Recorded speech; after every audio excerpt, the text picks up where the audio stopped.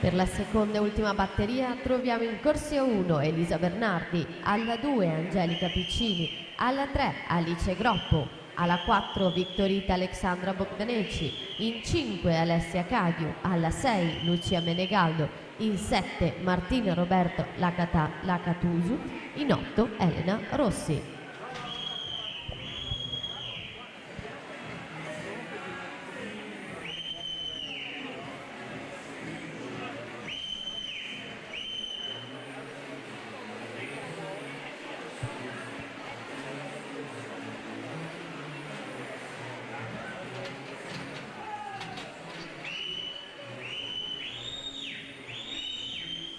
Allora ci restavano ancora da comunicare le finaliste junior che sono Cappelletto, De Masi, Pontarollo, Pettiti, Puppi, Quadrelli, Groppo e Andrea Marchesin con 2.27 e 38, mentre per il settore maschile Ettore Nanetti, Daniele Ortolan, Edoardo Colucci, Vidlovsin, Gernei Prebil, Luca Dallabetta, Leonardo Zanotto e Riccardo Rossetto con 2.13 e 54.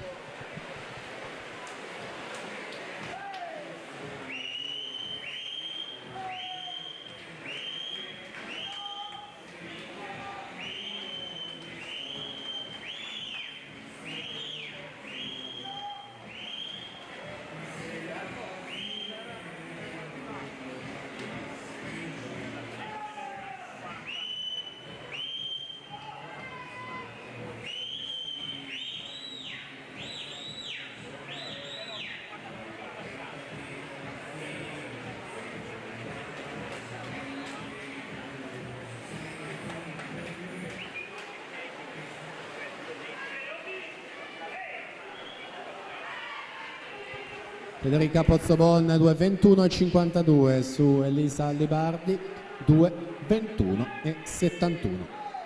Nella partenza la seconda e ultima assoluta.